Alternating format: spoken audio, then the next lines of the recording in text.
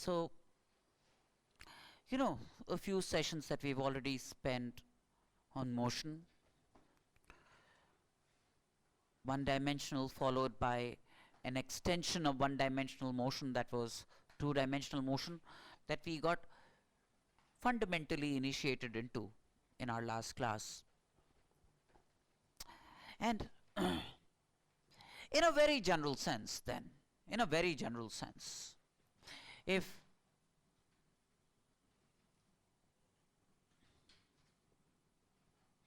there was a particle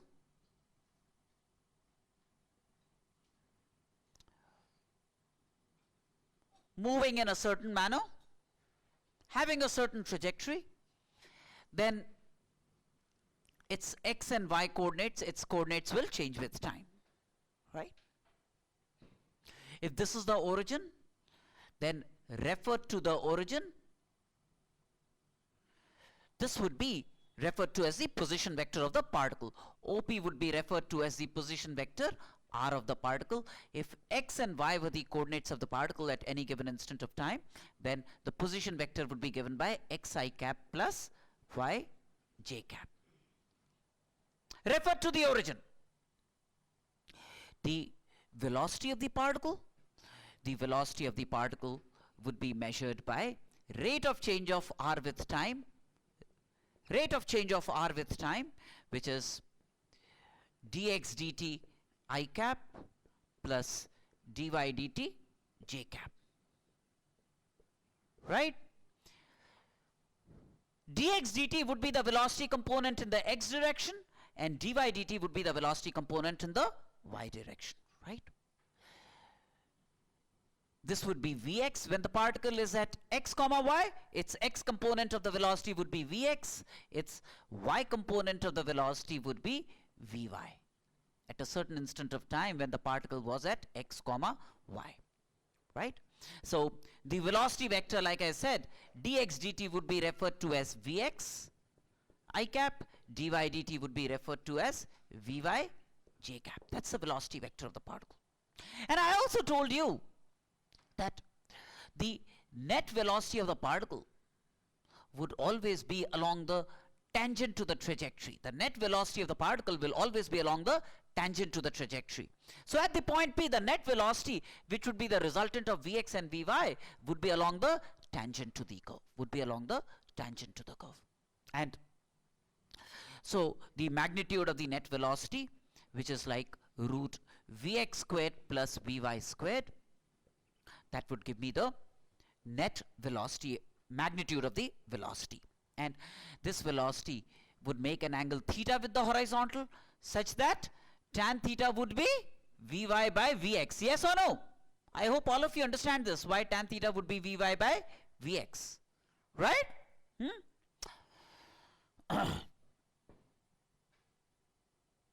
So, essentially, if, let's say, the position vector of a particle is given by at I cap plus, say, at squared j cap. This was the position vector of particle as a function of time. Position vector of the particle as a function of time. Then the velocity vector of the particle will be given by dr dt. The velocity vector of the particle will be given by dr dt, which is assuming a to be a constant. If I differentiate this with respect to time, I'll get a. That's going to be a I cap plus this would be 2at j cap. That would be the velocity vector of the particle. Right? Now if I differentiate velocity with respect to time, I'll get acceleration. So in this case, if the velocity vector is Vx I cap plus Vy j cap, then the acceleration vector of the particle would be dv dt, which is like dvx dt I cap plus dvy dt j cap. dvx dt is rate of change of velocity in the x direction. That will measure the acceleration in the x direction. And dvy dt, which is rate of change of velocity in the y direction, will measure the acceleration component in the y direction. So that's the acceleration vector of the particle. It has an x component ax, it has a y component ay. What would ax do? Ax would change vx. What would ay do? Ay would change vy.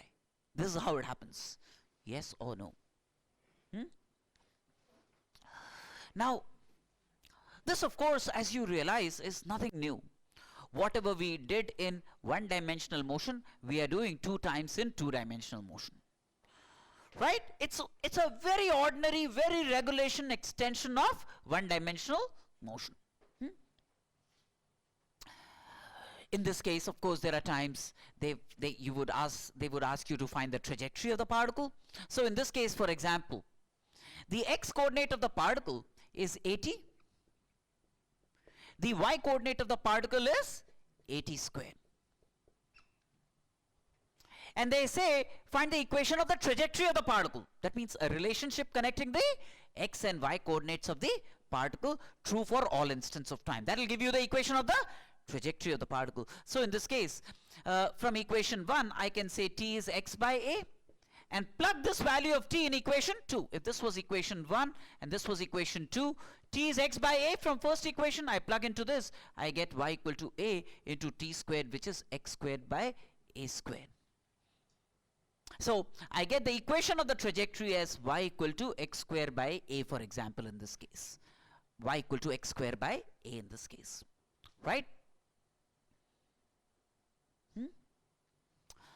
Now,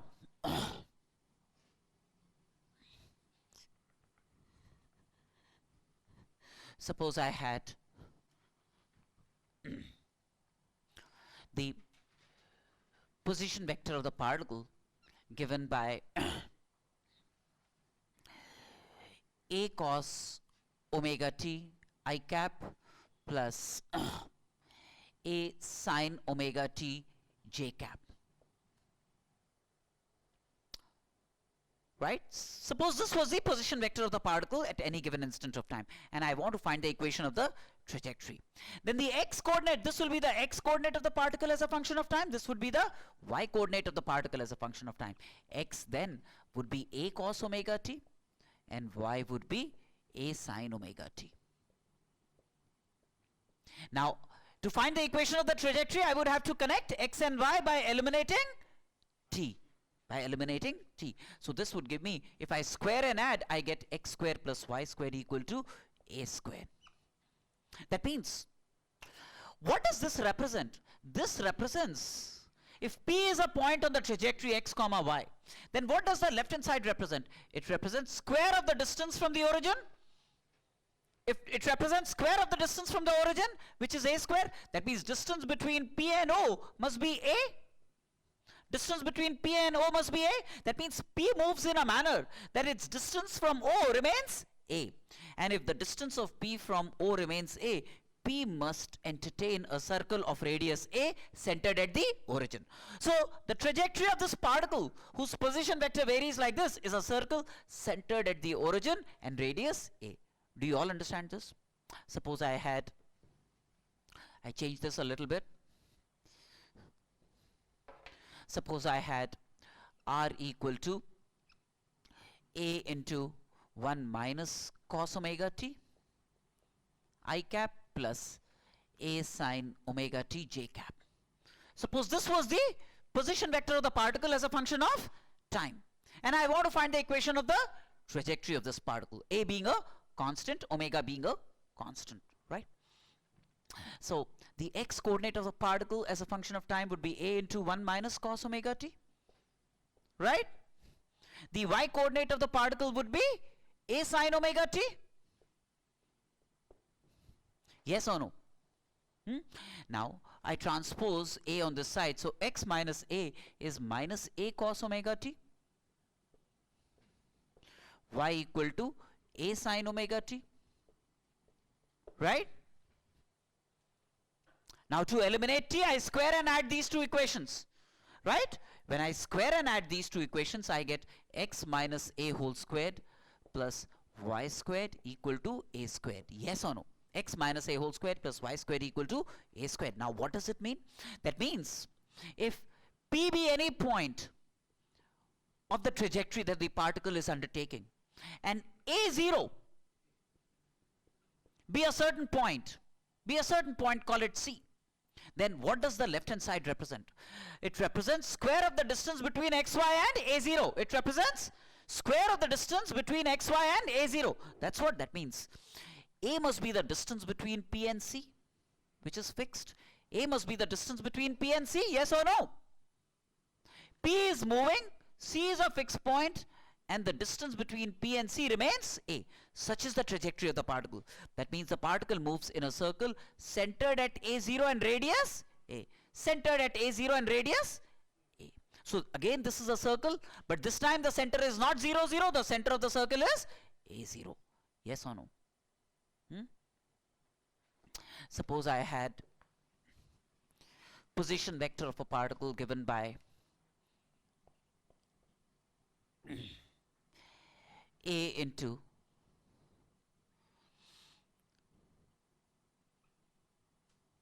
sec theta minus tan theta I cap plus A into sec theta plus tan theta j cap. Suppose this was the position vector of the particle, and I want to find the equation of the trajectory of this particle. I want to be able to find the equation of the trajectory of this particle. Again, the x coordinate of the particle is A into sec theta minus tan theta. Theta is my parameter. For different values of theta, you will get different positions of the particle, right? Y is A into sec theta plus tan theta. How do I eliminate theta from these two equations?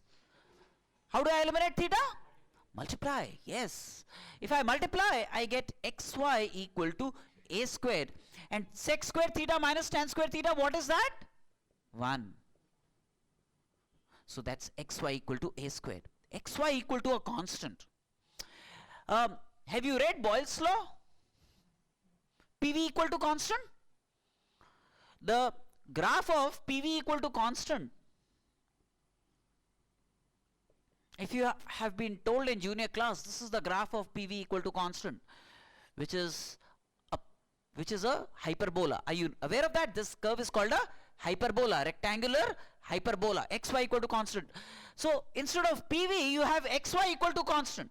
Xy equal to constant will also be a rectangular hyperbola. Xy equal to constant would be a rectangular hyperbola. So if x into y is a constant, then the trajectory is a rectangular hyperbola,